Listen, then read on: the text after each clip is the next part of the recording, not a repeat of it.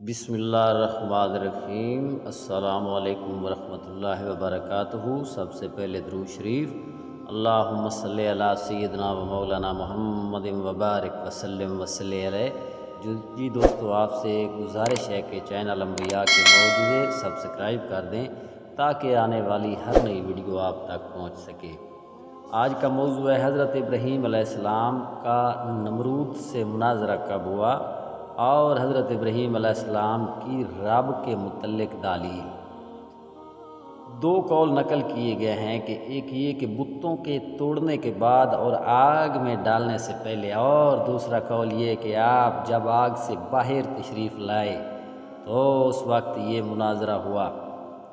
مناظرہ کرنے کی وجہ یہ تھی کہ نمرود نے حضرت ابراہیم علیہ السلام سے پوچھا تھا کہ تمہارا رب کون سا ہے جس کی میں عبادت کروں۔ سبحان اللہ۔ حضرت ابراہیم علیہ السلام کی رب کے متعلق دلیل۔ جبکہ حضرت ابراہیم علیہ السلام نے کہا کہ میرا رب وہ ہے کہ زندہ کرتا اور مارتا ہے، یعنی اجسام میں موت و حیات کو پیدا کرتا ہے۔ ایک خدا کو نہ پہچاننے والے کے لیے یہ بہترین ہدایت تھی، اور اس میں بتایا گیا تھا کہ خود تیری زندگی رب کی وجود کی شہادت دے رہی ہے۔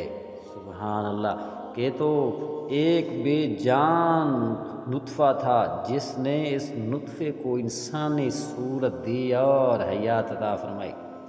وہ رب ہے، اور زندگی کے بعد پھر اجسام کو جو موت دیتا ہے وہ پروردگار ہے۔ اس کی قدرت کی شہادت خود تیری اپنی موت حیات میں موجود ہے۔ اس کے باوجود سے بے خبر رہنا کمال جہالت اور انتہائی بد نصیبی ہے۔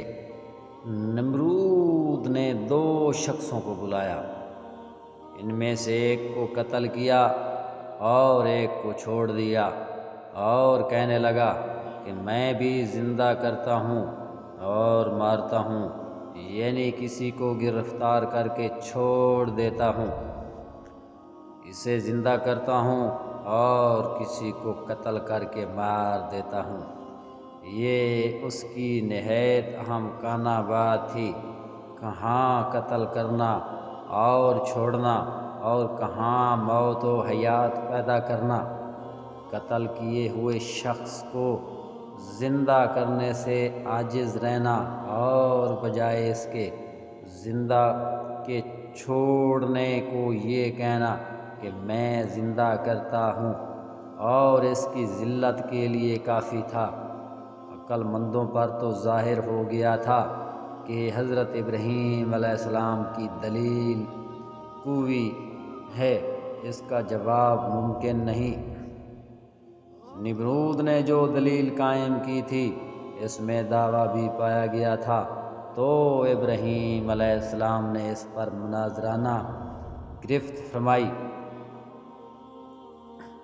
ابراہیم علیہ السلام نے فرمایا، بے شک اللہ سورج کو مشرق سے لاتا ہے، تو اس کو مغرب سے لے آ۔